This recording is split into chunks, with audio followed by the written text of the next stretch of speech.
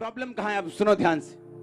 कुछ लोग बोलते हैं अगर परमेश्वर जिंदा है, अगर परमेश्वर है इस दुनिया में, जे रब हैगा, जे परमेश्वर है, तो लोग हॉस्पिटलों में क्यों मर रहे हैं? अगर परमेश्वर है तो इस औरत का परमेश्वर को दुख क्यों नहीं दिखता?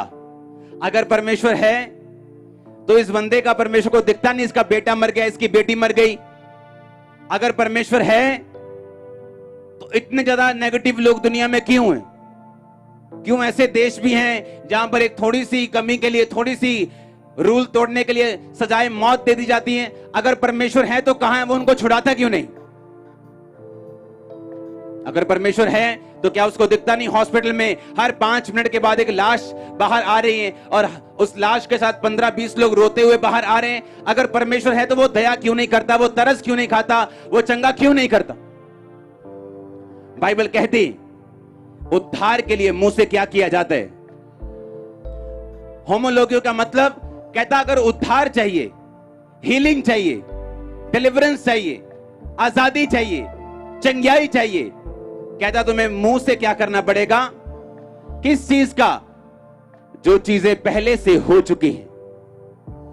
आज ऐसे विश्वासी हैं जो चर्च में 5 साल से रो रहे हैं और मैं आपको गारंटी देता हूं अगले 10 साल भी आप रोते रहेंगे, क्योंकि रोने से परमेश्वर कभी भी प्रसन्न नहीं हुआ, रोने से परमेश्वर कभी नहीं हिला।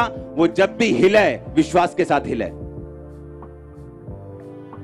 आप सोचेंगे मैं जोर से रोऊंगा तो परमेश्वर मेरी प्रार्थना को देखेगा। उसने कहा मैंने तेरी प्रार्थना सुनी, तेरे आंसू देखे। वो अकेले आंसुओं की बात नहीं कर रहा, वो विश्वास के आंसू हो तो अलग बात। सुनो मेरी बात। कहता मुंह से अंगीकार किया जाता है। किस चीज का? किस चीज का? जो चीजें पहले से हो चुकी। इसीलिए अगर आप चंगाई के लिए रोते रहेंगे, आप रोते रहेंगे, लेकिन जिस दिन आप फैसला कर लेंगे कि मैं मुंह से अंगीकार करूंगा, और आप उठेंगे सुबह एक दिन और बोलेंगे, और उसी दर्द के साथ बोलेंगे थैंक यू जीसस, तेरे कोड़े खाने से मैं चंगा। आप परवाह नहीं करेंगे वो दर्द वहां है, आप महसूस करने की कोशिश नहीं करेंगे, आप फील करने की कोशिश नहीं करेंगे, आपके दिल को क्या लग रहा है, आपकी रिपोर्ट्स कब आएंगी, आप इन बातों की कोशिश नहीं करेंगे। कहता उद्धार के लिए मुंह से क्या किया जाता है? अंगीकार। किस चीज का? यूनानी भाषा में, असली भाषा में बाइबल कहती give thanks for the salvation. अपने उद्धार के लिए क्या कहता? क्या कर? धन्यवाद दे। किस चीज का? क्योंकि जो आपको चाहिए वो परमेश्वर कर चुके हैं। अब सोचो आपको क्या चाहिए? आपको क्या चाहिए? आपको छुटकारा चाहिए दुष्ट आत्माओं से।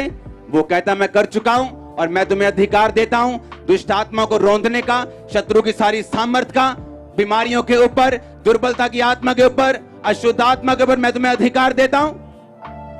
अब उसने आपको अधिकार देने के लिए दोबारा तो आना नहीं है, आपको अधिकार देने के लिए उसने दोबारा तो क्रूस पे चढ़ना नहीं है। इसलिए बाइबल कहती जो उद्धार चाहते हैं, वो फाइनेंशियल उद्धार हो, वो आत्मिक हो, शारीरिक हो, सेहत का हो, उन्हें थैंक्स करना पड़ेगा, उन्हें मुंह से अंगीकार करना पड़ेगा, क्योंकि मन से विश्वास करना आपका पहला स्टेप है। आपका पहला स्टेप आपको काबिल बनाता है कि आप अंगीकार कर सकें, लेकिन अकेला पहला स्टेप आपको इस काबिल नहीं बनाता कि आप सारी आशीषें परमेश्वर से ले सकें। और मोस्टली जब लोग चर्च में आते हैं वो पहले स्टेप पे चढ़ के उसके बाद अड़ जाते हैं, क्योंकि उस नेचुरल से, शरीर से आत्मा की बातों में प्रवेश करना उनके लिए मुश्किल होता है। उन्हें लगता है जो मुझे महसूस हो रहा है वो सही है, जो मुझे महसूस हो रहा है कि वो तो रसौली वहीं पे है, उन्हें लगता है वही सही है जो मुझे महसूस हो रहा है। लेकिन उन्हें चाहिए आत्मिक रीति के साथ चलना। आमीन।